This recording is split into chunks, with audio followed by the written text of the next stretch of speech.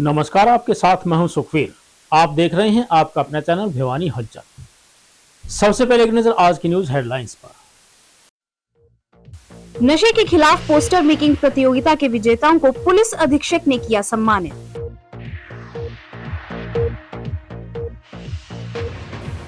पांच माह बीतने के बाद भी जाटू लुहारी के किसान झेल रहे बरसाती पानी जल भराव की समस्या। ठप पड़ी सीवरेज लाइन को दुरुस्त कराने की मांग को लेकर हलवास गेट के क्षेत्रवासियों ने किया प्रदर्शन। राज्य स्तरीय जूडो चैंपियनशिप आयोजित 350 खिलाड़ियों ने लिया भाग। 71 शिक्षिकाओं को सम्मानित कर मनाई सावित्रीबाई फुल्ले की जयंती।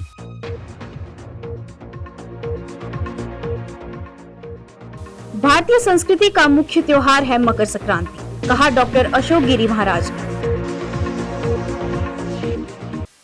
अब खबर विस्तार से। Private school welfare association Haryana के द्वारा नशे के खिलाफ चलाए गए अभियान के तहत पोस्टर मेकिंग कंपटीशन के प्रतिभागी विद्यार्थियों को पुलिस अधीक्षक सुमित कुमार ने सम्मानित किया। इस बारे में संगठन के प्रदेश अध्यक्ष रामोतार शर्मा ने बताया कि संगठन के द्वारा 3 दिनों तक पूरे प्रदेश में नशा मुक्ति अभियान चलाकर लोगों को जागरूक किया गया। भिवानी जिले के करीब 1 लाख से अधिक स्कूली बच्चों को नशा न करने और दूध का अधिक से अधिक सेवन करने के लिए शपथ दिलाई गई। उन्होंने कहा कि खतरनाक रूप धारण कर चुकी नशे की आदत को खत्म करना प्रत्येक नागरिक का कर्तव्य है। प्राइवेट स्कूल वेलफेयर एसोसिएशन के प्रदेश अध्यक्ष राम अवतार शर्मा ने बताया कि private school welfare association Haryana ने पुलिस अधीक्षक को सुझाव दिया है कि एसोसिएशन पुलिस के साथ मिलकर नशे के खिलाफ प्राइवेट स्कूलों में एक जागरूकता अभियान चलाए, बच्चों को जागरूक करे ताकि युवा पीढ़ी को सही दिशा दिखाई जा सके। इसके साथ ही उन्होंने कहा कि एसोसिएशन एक अन्य बीमारी जो आज किसी भी नशे से ज्यादा खतरनाक रूप धारण कर चुकी है, वह मोबाइल का एडिक्शन। इसके खिलाफ भी स्कूलों में अभियान चलाएगी ताकि बच्चों को इससे बचाया जा सके। बच्चों को मोबाइल एडिक्शन की वजह से होने वाले नुकसानों के बारे में बताकर उन्हें जागरूक करके उन्हें इस बीमारी से भी सुरक्षित किया जाएगा। इस अवसर पर Vaish model school, Bhiwani public school और शिशु भारती हाई स्कूल के बच्चों को पुलिस अधीक्षक ने सम्मानित किया और उनका हौसला बढ़ाया। प्राइवेट स्कूल वेलफेयर एसोसिएशन ने नशे के खिलाफ एक अभियान पूरे भिवानी जिले में चलाया था और उसमें 2 लाख बच्चों ने शपथ ली थी। पूरे भिवानी जिले के प्राइवेट स्कूलों में पढ़ने वाले 2 लाख बच्चों को हमने स्कूल स्कूल जाकर प्राइवेट स्कूल एसोसिएशन ने शपथ दिलाई थी कि नशे से दूर रहेंगे और जो नशा करते हैं उनको भी समझाएंगे। हम पेरेंट को भी, अगर पेरेंट भी हमारा कोई नशा करता है, किसी के फादर बीड़ी पीते हैं, किसी के फादर सिगरेट पीते हैं, कोई गुटखा तंबाकू कोई इस प्रकार का कोई भी नशा करते, कोई शराब पीते हैं, तो बच्चे अपने नाम पे अपनी कसम दे करके कि बच्चे से आप प्यार करते हैं तो इस चीज को छोड़ दें। तो इस प्रकार का हमने आह्वान बच्चों से किया था और बच्चों ने घर में जाके अपने पेरेंट्स से वो चीज कही है। तो ये एक बहुत बड़ा awareness program private school welfare association की तरफ से भिवानी जिले में चला गया और इसके ही निमित्त दूध के हमारे क्या फायदे हैं, दूध से जितने भी फायदे हैं और नशे के क्या नुकसान है। एक स्लोगन है, नशे से मुक्ति, दूध से शक्ति। हमने उस स्लोगन को बच्चों को दिया था कि बच्चे एक पोस्टर बनाएं, उस पोस्टर में एक तरफ दूध के फायदे दिखाएं, दूध से होने वाले दूध पीने से, क्योंकि आजकल बच्चा दूध पीना छोड़ गया है, तो हम बच्चे को चाहते हैं कि दूध पीना शुरू करे। तो एक तरफ दूध पीने के फायदे और दूसरी तरफ नशे के नुकसान, नशे से हमारी बॉडी को, हमारे शरीर को क्या क्या नुकसान होते हैं, हमारे परिवार को क्या क्या नुकसान होते हैं। तो वो पोस्टर बच्चों ने बनाया था। पूरे जिले में से प्राइवेट स्कूल एसोसिएशन ने 10 पोस्टरों को सिलेक्ट किया था। हमने जजमेंट के द्वारा जजों को बुला करके, जो हमारे अतिथि आए थे उन अतिथि ने भी उन पोस्टरों का अवलोकन करके 10 पोस्टर हमने उसमें से सिलेक्ट किए, जिसमें 4 भिवानी पब्लिक स्कूल की बच्चियां थी और 3 शिशु भारती स्कूल भिवानी की बच्चियां थी और 2 बच्ची डीएवी शताब्दी पब्लिक स्कूल की थी और 1 बच्ची वैस मॉडल की थी। तो इस प्रकार से 10 बच्चों को हमने सिलेक्ट करके और आज उन बच्चों को, आज उन विद्यार्थियों को माननीय एसपी साहब से हमने उनको सम्मानित करवाया है। जो प्राइवेट स्कूल वेलफेयर एसोसिएशन ने जो नशे के खिलाफ जो अभियान चलाया है, वो एक बहुत ही सराहनीय कार्य है। मैं अभिभावकों से भी रिक्वेस्ट करती हूँ कि बच्चों को दूध के जो भी फायदे हैं वो बताइए। और नशा आजकल देखा जाता है, जो स्कूल्स हैं, बड़ी क्लासेस के जो स्टूडेंट्स हैं, कहीं ना कहीं वो नशा करते हुए देखे जाते हैं, और ये कड़वा सच है हमारे समाज का। तो जो ये अभियान रामावतार सर और प्राइवेट स्कूल वेलफेयर एसोसिएशन ने चलाया है, तो आप अभिभावकों का हमें साथ चाहिए और बच्चों को नशे से दूर रखें और दूध उनको पिलाएं और दूध के फायदे बताएं।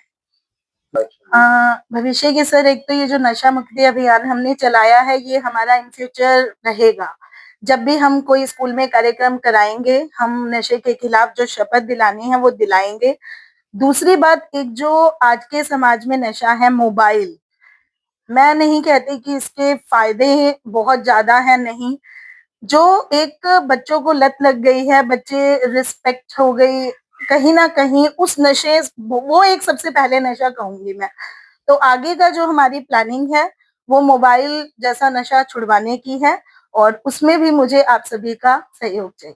करीब 5 महीने गुजरने के बावजूद भी बरसाती पानी के जल भराव का दंश गांव जाटू लोहारी के किसान आज तक झेल रहे हैं। गांव के किसानों ने बताया कि उनके करीब 2000 एकड़ खेतों में अभी भी 1.5 से 2 फुट तक पानी जमा है, जिसके कारण इन खेतों की बिजाई नहीं हो पाई है। किसानों ने एसडीएम से मुलाकात कर अपनी समस्या से अवगत करवाया और शीघ्र ही पानी की निकासी की मांग की। वहीं एसडीएम महेश कुमार ने ग्रामीणों को जल्द से जल्द पानी निकासी करने का आश्वासन दिया। भवानी खेड़ा के गांव लोहारी जाटू के किसान आज भी अपने खेतों तक नहीं पहुंच पा रहे, क्योंकि उन खेतों में 1 से 1.5-2 फुट तक पानी जमा है। किसानों ने बताया कि जिस वक्त आसमान से आफत बरसी थी, उस वक्त सरकार ने बर्बाद फसलों के लिए क्षतिपूर्ति पोर्टल खोल दिया। किसानों ने बर्बाद फसलों का पंजीकृत कर दिया। जिन किसानों ने अपनी फसलों का बीमा करवाया हुआ था, उन किसानों ने कंपनी से संपर्क किया। उस वक्त सरकारी एजेंसी ने किसानों को मुआवजा व राहत दिलाए जाने का भरोसा दिलाया था, लेकिन 5 माह का समय बीतने के बाद भी उनको ना तो मुआवजा मिल पाया और ना ही उनको बीमा क्लेम मिला है। ऐसे में किस तरह से किसान अपने परिवार का पालन पोषण कर पाएंगे। वहीं उन्होंने पानी निकासी व गिरदावरी कर मुआवजा की मांग की है, ताकि कुछ भरपाई हो सके। किसानों की ये मांग है कि हमारे 4 से 5 फुट तक पानी भरा हुआ है। 4 से 5 महीने तक हमारी 2-3 फसल भी, इस खरीफ फसल का भी कोई मुआवजा नहीं आया, गिरदावरी हुई या नहीं है, और रबी फसल के लिए भी कोई गुंजाइश नहीं है इसकी जुताई करने और बुआरा होने की। और बच्चों तक की ऐसी नौबत किसानों में आ गई है कि फीस तक भी अपने बच्चों की नहीं दे सकते। और इस सरकार को ध्यान आकर्षित करते हैं कि इसका जमींदार की तरफ कुछ ध्यान दिया जाए, वह इसकी स्पेशल गिरदावरी की जाए। सरकार के उदासीन रवैये से हम तंग आ रहे हैं और प्रशासनिक उदासीन रवैये से भी तंग आ रहे हैं। हम सरकार से और प्रशासन से ये रिक्वेस्ट कर रहे हैं कि इन जमींदारों की स्पेशल गिरदावरी की जाए और इनका जो तीनों फसलों का है मुआवजा डिस्ट्रीब्यूट करने का प्रावधान किया जाए और पानी को निकालने के लिए स्ट्रॉन्ग डिसीजन लेके स्ट्रॉन्ग स्टेप उठाए जाएं। ये खाना पूर्ति से और टाइम पास सिस्टम से हमारी कोई मदद नहीं हो रही है।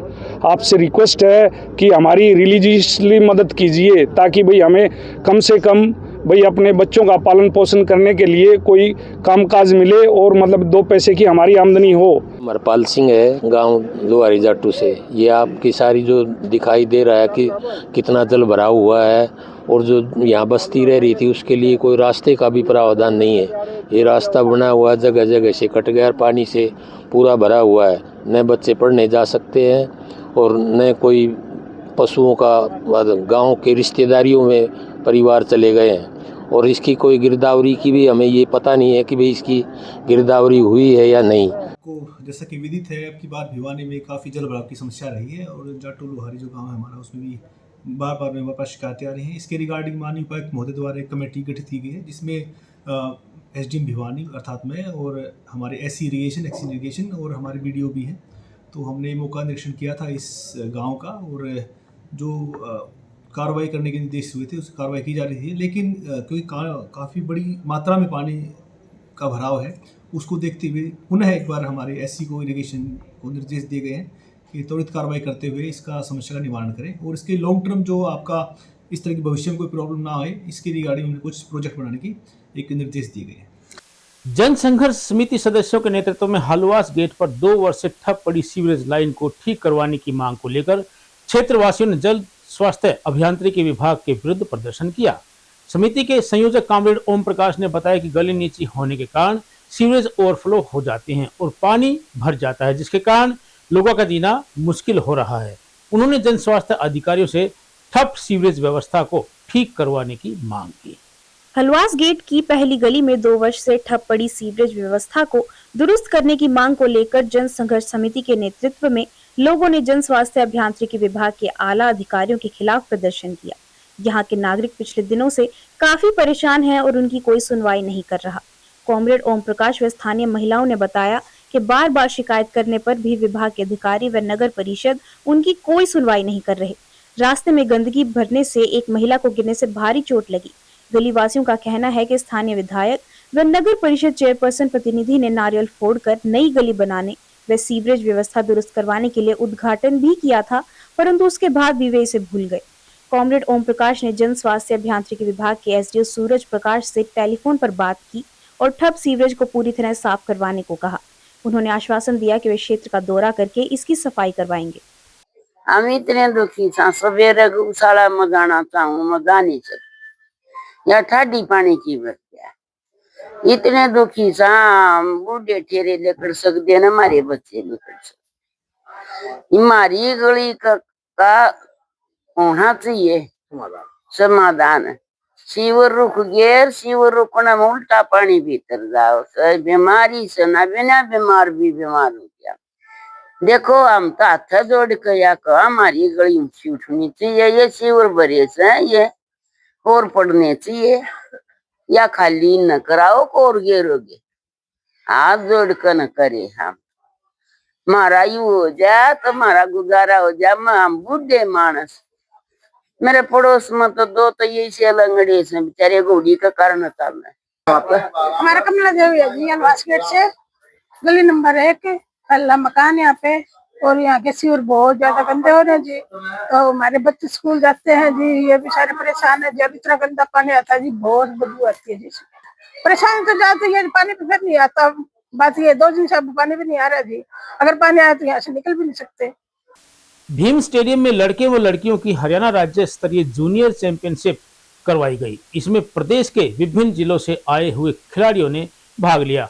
हरियाणा जूडो एसोसिएशन के वाइस प्रेसिडेंट अजीत बामला ने बताया कि इन खेलों में करीब 350 लड़के व लड़कियों ने जूडो में भाग लिया।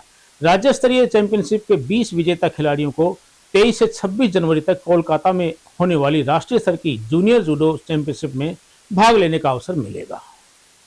हरियाणा जूडो एसोसिएशन के वाइस प्रेसिडेंट अजीत बामला ने बताया कि हरियाणा राज्य स्तरीय जूनियर जूडो चैंपियनशिप में जो प्रथम स्थान पर आएंगे वे कोलकाता में होने वाली नेशनल चैंपियनशिप में भाग लेने के लिए जाएंगे। उन्होंने बताया कि इस प्रतियोगिता में 8 भार वर्ग लड़के व लड़कियों के लिए गए हैं, जिनमें सभी 8 भार वर्ग में विजेता लड़के व लड़कियों का चयन किया गया है। पहली बार लड़के व लड़कियों में 2-2 भार वर्ग में अतिरिक्त खिलाड़ी चयनित किए हैं जो द्वितीय स्थान पर रहे। वे भी नेशनल चैंपियनशिप में शामिल हुए हैं, इसलिए अब की बार 20 बच्चे हरियाणा की तरफ से शामिल होंगे। उन्होंने कहा कि खेलों के जरिए युवाओं को नौकरी भी मिल रही है। ये जूडो फेडरेशन ऑफ इंडिया ने हमें जिम्मेदारी दी है और एक समय सीमा भी दी है कि जूनियर नेशनल जो कि इस महीने के अंत में कलकत्ता में होने वाला है, उसके लिए हमें हरियाणा की टीम का सिलेक्शन करना है। तो हरियाणा जूडो एसोसिएशन के पदाधिकारियों के साथ मिलकर हम यहाँ पर आए हैं कि एक सिलेक्शन स्मूथली हो जाए, अच्छे बच्चों का सिलेक्शन हो। और हरियाणा की टीम जो कि इंडिया में भी बहुत अच्छा एक तो वो रखती है दर्जा, तो उस टीम का अच्छा सिलेक्शन हो और वो टीम सही टाइम पर सेलेक्ट होकर नेशनल में चली जाए, ये हमारा दायित्व है यहाँ पर। देखिए, अगर हमसे पूछा जाए, मैं उस एज ग्रुप से हूँ जिनके लिए तो ये कार्यक्रम बहुत ही उत्कृष्ट लेवल पे हो रहा है, क्योंकि देखिए अभी सामने खाने के पंडाल हट रहे हैं, खाना दिया जा रहा है प्लेयर्स को, और मैट्स अंतर्राष्ट्रीय स्तर के हैं, रेफरी सब क्वालिफाइड हैं, तो बहुत अच्छा टूर्नामेंट हो रहा है। हम तो उस समय पे खेलते थे जब हम बाहर मैदान में करते थे, मैट हॉल नहीं मिलते थे हमारे को बहुत सारे टूर्नामेंट्स में, तो अच्छी क्वालिटी का टूर्नामेंट हुआ है। बहुत ही तकरीबन 350 प्लस एथलीट्स ने पार्टिसिपेट किया है। ये हरियाणा प्रदेश ने जूडो एसोसिएशन ने मेरे को आदेश दिया कि आपने भिवानी में जूनियर स्टेट करानी है। आने वाले समय में 23 से 26 कलकत्ता में इसमें नेशनल होनी है। तो आज लगभग 350-400 लड़के लड़कियों ने पार्टिसिपेट किया है और पूरी हरियाणा के पूरी हमारी बॉडी आई हुई है। और अब आपने देखा होगा ये हमारे अर्जुन वाड़ी हैं जो कमेटी के चेयरमैन हैं और शाही स्पोर्ट के डायरेक्टर भी हैं, तो इनकी देखरेख में पूरी जूडो अच्छी प्रतिभा चल रही है। और जो सिलेक्शन होगा ये कलकत्ता जाएंगे, जो फर्स्ट आएंगे, तो ये उम्मीद है कि हरियाणा वहाँ जाकर चैंपियनशिप आए पूरे देश में। कितने बच्चों ने हिस्सा लिए बात करें तो जूडो के, और कितने चयनित होंगे हाँ जी, इस लगभग 350-400 पार्टिसिपेट किया है, जिनमें 8 लड़की 8 लड़के 16 हैं। और अब की बार हमारे जो ये टेक्निकल चेयरमैन हैं जो कमेटी के, इन्होंने अब की बार 2 एक्स्ट्रा, 2 लड़के 2 लड़कियां एक्स्ट्रा, यानी कि 8-8 16 और 2-2 4 20 बच्चे हरियाणा प्रदेश से कलकत्ता जो चैंपियनशिप होगी नेशनल की उसमें भाग लेंगे। आधुनिक भारत की प्रथम महिला शिक्षिका सावित्रीबाई फुले की जयंती पर हनुमान जोड़ी मंदिर प्रांगण में युवा जागृति एवं जन कल्याण मिशन ट्रस्ट और महात्मा ज्योतिबा फुले धर्मा ट्रस्ट के सहयोग से सम्मान समारोह का आयोजन किया गया। इस अवसर पर मंदिर महंत चरणदास महाराज के सानिध्य में आयोजित कार्यक्रम में मुख्य अतिथि घनश्याम सर्राफ ने 71 महिला शिक्षिकाओं को उत्कृष्ट कार्य के लिए सम्मानित किया। वहीं इस अवसर पर उन्होंने बताया कि हमें सावित्रीबाई फुले के जीवन से प्रेरणा लेकर महिलाओं के उत्थान के लिए कार्य करना चाहिए। विधायक घनश्याम सराफ ने कहा कि सावित्रीबाई फुले के जीवन से हमें प्रेरणा लेनी चाहिए और शिक्षा जगत में महिलाओं और बेटियों के उत्थान के लिए कार्य करना चाहिए। उन्होंने कहा कि सावित्रीबाई फुले ने विकट परिस्थितियों में महिला शिक्षा के लिए अपने समय में बहुत बड़े कार्य किए। सावित्रीबाई महिला शिक्षा के लिए प्रेरित करने वाली भारत की पहली महिला शिक्षिका थी। उन्हीं की जगह अलग के चलते आज देश की बेटियां शिक्षा जगत में अंतर्राष्ट्रीय स्तर पर अपनी छाप छोड़ रही हैं। बाल योगी महंत चरणदास महाराज ने महिलाओं की शिक्षा और उनके सशक्तिकरण के प्रति सावित्रीबाई फुले के समर्पण को अद्भुत बताया। देश के पहले बालिका विद्यालय की नींव रखने में सावित्रीबाई फुले की भूमिका और 19वीं सदी में सामाजिक कुरीतियों के खिलाफ उनके आंदोलन ने भारतीय महिलाओं की उन्नति और सशक्तिकरण में मदद की। माता सावित्रीबाई फुले जो देश की पहली महिला शिक्षक रही, उनके जन्म दिवस के अवसर पर ये टीचर्स को सम्मानित किया जा रहा है। इसमें जो अपने सिस्टम में मान लो कोई सब्जेक्ट फिजिक्स है, कोई उसमें फर्स्ट लाने वाले विद्यार्थी तैयार करता है, तो कोई केमिस्ट्री में फर्स्ट लाने वाले बच्चे तैयार करते हैं। मैं इन सब का हृदय की गहराई से धन्यवाद करता हूँ।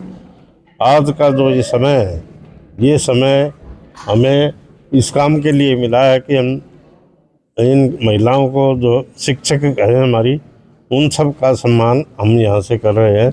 ये बड़े हर्ष की बात है। जो महिलाओं के जो शिक्षा, इनकी शिक्षा के माध्यम से हम ज़्यादा उन्नति पा रहे हैं। और इस अवसर पर यह भी देखता हूँ कि हमारे सभी स्कूलों के अंदर, चाहे वो सरकारी है चाहे प्राइवेट है, सब के अंदर हमारे महिलाओं की संख्या, पढ़ाने वाली महिलाओं की संख्या ज़्यादा है।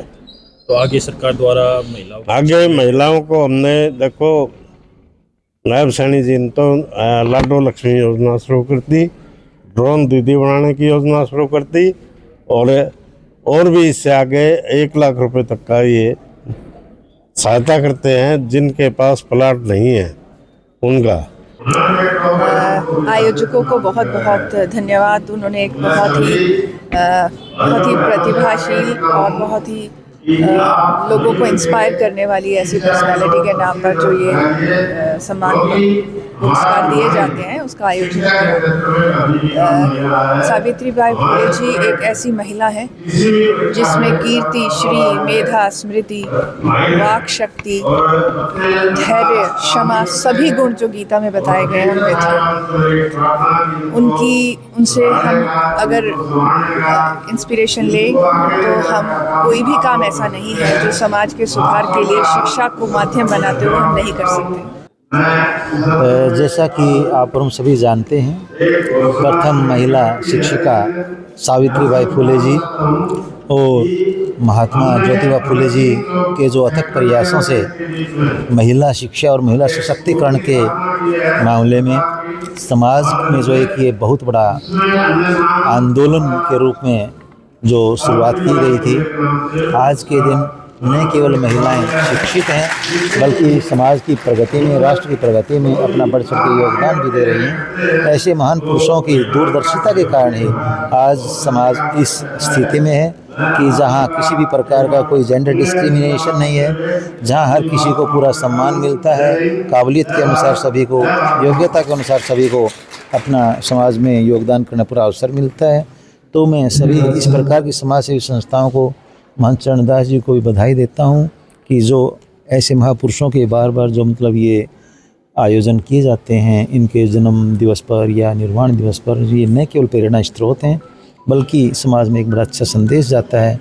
और जो शिक्षक साथियों का सम्मानित किया गया है, ये इनके अंदर भी एक अपने आप में जिम्मेवारी का बोध होता है कि जब समाज को हमसे ये अपेक्षाएं हैं तो हमें भी इन अपेक्षाओं पर खरा उतरना चाहिए। मेरा नाम डॉक्टर कविता तंवर है। मैं GG SSS बलियाली से आई हूँ और मुझे यहाँ पर सावित्रीबाई फुले अवार्ड के लिए सम्मानित करने के लिए आमंत्रित किया गया है और यहाँ आकर मुझे बहुत ही अच्छा लग रहा है। ये नारी शिक्षिकाओं के लिए एक बड़े सम्मान की बात है। इससे समाज में एक अच्छा संदेश जाता है और महिलाओं को, विशेषकर जो महिला टीचर है वो ही देश के भावी नागरिकों को तैयार करने में अहम योगदान करती हैं। तो मैं यहाँ आकर और सम्मान पाकर बड़ी ही खुश हूँ। यहाँ माता सावित्रीबाई फुले अवार्ड से मुझे सम्मानित किया गया है। मुझे बहुत अच्छा लग रहा है और ये महिला शिक्षिकाओं के लिए खासकर बहुत अच्छा प्रोत्साहन है कि अध्यापिकाएं हैं वो बहुत अच्छे से काम कर रही हैं और आगे भी इसमें बहुत अच्छा काम करती रहेंगी। देखो, युवा है वो कल का भविष्य है, तो उनको अच्छी तरह से संस्कार देना, अच्छी तरह से शिक्षित करना सभी अध्यापक अध्यापिका को कर्तव्य है। इसमें महिला शिक्षिकाएं एक माता के रूप में उनको बहुत अच्छे से संस्कार दे सकती हैं। यही मेरा कहना है कि उनको बहुत आगे बढ़ाएं और उनको भविष्य का निर्माता बनाएं। भारत की प्रथम शिक्षिका सावित्रीबाई फुले की जयंती जो आज मनाई है, उसके उपलक्ष्य में शायद 80 के करीब महिलाओं ने, शिक्षिकाओं ने जो अपनी सेवाओं से कहीं न कहीं समाज को, कहीं न कहीं बच्चों को, बेटियों को आगे बढ़ा रही हैं, मजबूत कर रही हैं। तो उसके निमित्त जो कार्यक्रम रखा है तो हमने उन महिलाओं को सम्मान दिया है और सम्मान की इसी कड़ी में जो हमारी संस्था युवा जागृति एवं जन कल्याण मिशन ट्रस्ट और महात्मा ज्योतिबा फुले धर्मा ट्रस्ट, ये दोनों संस्थाएं मिलकर के ऐसे कार्यक्रमों का आयोजन करती रहती हैं। तो आज जो सम्मान मिला है, मैं मानता हूँ कहीं न कहीं उन शिक्षिकाओं को एक उनका उत्साहवर्धन हुआ है, उनको और आगे अच्छा काम करने का एक मौका मिलेगा। क्योंकि आज हमारे अतिथि के रूप में, मुख्य अतिथि के रूप में हमारे जो शिक्षा बोर्ड के चेयरमैन साहब और दीप्ति धर्माणी जी, जो हमारी बंसीलाल यूनिवर्सिटी की जो वाइस चांसलर हैं, और हमारे CMO साहब, डिप्टी CMO साहब भी, बहुत सारे लोग जो समाज के प्रबुद्ध, हमारे घनश्याम सराफ जी, हमारे जो विधायक हैं, उनके हाथों से उनको सम्मान मिला है। तो बड़ी खुशी का अवसर है। मकर संक्रांति का त्योहार भारतीयों के लिए विशेष महत्व रखता है। इस बारे में बाबा जहरगिरी आश्रम के अंतर्राष्ट्रीय श्री महंत डॉक्टर अशोक गिरी महाराज ने बताया कि मकर संक्रांति के दिन सूर्य भगवान दक्षिणायन से उत्तरायण की ओर प्रस्थान करना शुरू कर देते हैं। इस दिन लोग पवित्र नदियों में स्नान करके दान पुण्य करते हैं। इसी दिन से शरद ऋतु के बाद बसंत ऋतु का आगमन शुरू हो जाता है। उन्होंने बताया कि मकर संक्रांति के बाद विवाह और सभी मंगल कार्य होने शुरू हो जाते हैं। हलवास गेट पर स्थित बाबा जहरगिरी आश्रम के श्री महंत डॉक्टर अशोक गिरी महाराज ने बताया कि मकर संक्रांति भारतीय संस्कृति का महत्वपूर्ण त्योहार है। इस दिन का विशेष महत्व है। इस दिन भारतीय दान पुण्य और पवित्र नदियों में स्नान करते हैं। इस दिन से सूर्यदेव भगवान दक्षिणायन से उत्तरायण की ओर प्रस्थान करते हैं। मकर संक्रांति पर खरमास का भी समापन हो जाता है। यह त्योहार ऋतु परिवर्तन के लिए भी माना गया है। इस त्योहार पर बसंत ऋतु का भी आगमन हो जाता है। इसके बाद ठंड से छुटकारा मिलना शुरू होता है। वहीं मकर संक्रांति के दिन लोग मूंगफली, तिल, गुड़ इत्यादि का अग्नि में भोग लगाकर त्योहार को मनाते हैं। प्रत्येक परिवार के सदस्य अपने पूजनीय बुजुर्गों को सम्मानित करते हैं। बीते 1 महीने से खरमास चल रहा था। सूर्य भगवान घर से उत्तर कर उत्तरायण की ओर प्रस्थान करते हैं, इसलिए इसको मकर संक्रांति माना जाता है। अवसान का मास पौष मास के अंत के पश्चात माघ महीने में प्रवेश करते हैं और माघ स्नान का बड़ा महत्व है। साथ में ही बहुत से उत्सव और त्योहार माघ मास में आते हैं। इसमें मकर संक्रांति भी है। मकर संक्रांति अर्थात मकर राशि में सूर्य का जाना, सूर्य का चलना या सूर्य का प्रवेश करना। संक्रमण बोलते हैं संक्रमण करना, चलना फिरना, घूमना, ठहरना या स्थिर बन जाना, तो संक्रांति बोलते हैं। वैसे तो प्रत्येक मास में संक्रांति होती है और मकर संक्रांति का विशेष ही महत्व है, क्योंकि इस दिन भगवान सूर्य नारायण अपने पुत्र के घर पहुंचते हैं। मकर जो राशि है शनि की राशि है, शनि का आधिपत्य उस राशि के ऊपर है, तो अपने पिता अपने पुत्र के यहाँ पहुंचते हैं। उसका एक महत्व ये भी है। दूसरा महत्व इस दिन गंगा स्नान, नदी में स्नान करना, तिल गुड़ का दान देना, गर्भ से दान करना, संत महात्मा ब्राह्मण ऋषियों गौ गीता का अध्यापन करना बड़ा ही महत्वदायक माना जाता है। इसका कारण ये रहा कि पुराने काल में जब असुरों का वर्चस्व हुआ था, असुरों पर आज के दिन देवताओं ने विजय प्राप्त की थी और कहा था कि आज के दिन जो भी दैविक संपदा की रक्षा करेगा, सुरक्षा करेगा और दैविक संपदा द्वारा या जो आध्यात्मिक उनके पास कोष है उस कोष के द्वारा यथाशक्ति धन से, मन से, अध्यात्म से पूजन पाठन जपन यापन करेगा, उसकी सभी मनोकामना पूर्ण होगी। अगर हम बात करें वैज्ञानिक रहस्य की, तो इस दिन बहुत सी फसलों पकवान की तरफ होती है, यानी कि पकने की अगर होती है इस मास में संक्रांति में। और सूर्य जो है ना धरा के नजदीक होता है और जिस हम ठिठुरते रहते हैं ठंड से, और ठंड का समाप्ति होती है और सूर्य का उत्तरायण हो जाता है। उत्तरायण यानी कि सूर्य जी दक्षिण से उत्तरायण में आते हैं। उत्तरायण होना बड़ा सौभाग्य का कर्म है। और इसी आपने महाभारत में देखी होगी, महाभारत में भीष्म पितामह को इच्छा मृत्यु का वरदान प्राप्त था, तो उन्होंने उत्तरायण का ही इंतजार किया था, मकर संक्रांति का ही उन्होंने अपना काफी समय से सैया पर थे और प्राण त्यागने के लिए मकर संक्रांति के दिन को चुना था। तो इसलिए दिन भी शुभ होता है। और इस दिन किए गए विशेष कार्य में बताया आपको, अग्नि तापन, अग्नि में गुड़ तिल तेल का आह्वान करना या जलाना, देना और उसको यापन करना, देना, बांटना बहुत महत्वपूर्ण होता है। जब सूर्य मकर राशि में आते हैं तो बसंती की ऋतु आ जाती है, इनकी ठिठुरते हुए हम ठंड से बाहर निकलते हैं और आनंद का मौसम बाहर आता है और जो ये धरा होती है फागुन की ओर बढ़ती है। और बसंत ऋतु में एक अजीब सा सुगंधित होती है। बसंत ऋतु में पहुंचने पर हमारे रक्त का, हमारे शरीर की और हमारे जो आसपास की जितने पर्यावरण है उसमें हल्कापन जाता है, हल्कापन यानी कि विराम हो जाता है। अब आप देखेंगे कि हमारे पर्यावरण में बहुत सी इकाई जो है या कोई और भी कारण है, प्रदूषण होता है। इन बसंत के माहौल में जो भारीपन है वो कम होता है और वृक्ष अपना स्वरूप बदलते हैं, अपना नई यौवनता की ओर आगे बढ़ते हैं। ऋतु परिवर्तन में एक और देखते हैं कि कहीं ना कहीं हमारे शरीर में जो संताप है, जो ताप है, वो बाहर निकलते हैं। और अंत में फिर से एक नजर आज की न्यूज हेडलाइंस पर। नशे के खिलाफ पोस्टर मेकिंग प्रतियोगिता के विजेताओं को पुलिस अधीक्षक ने किया सम्मानित।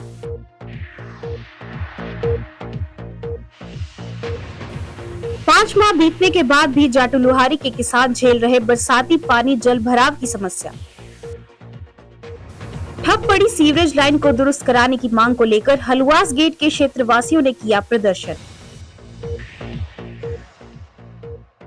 राज्य स्तरीय जूडो चैंपियनशिप आयोजित 350 खिलाड़ियों ने लिया भाग। 71 शिक्षिकाओं को सम्मानित कर मनाई सावित्रीबाई फुले की जयंती।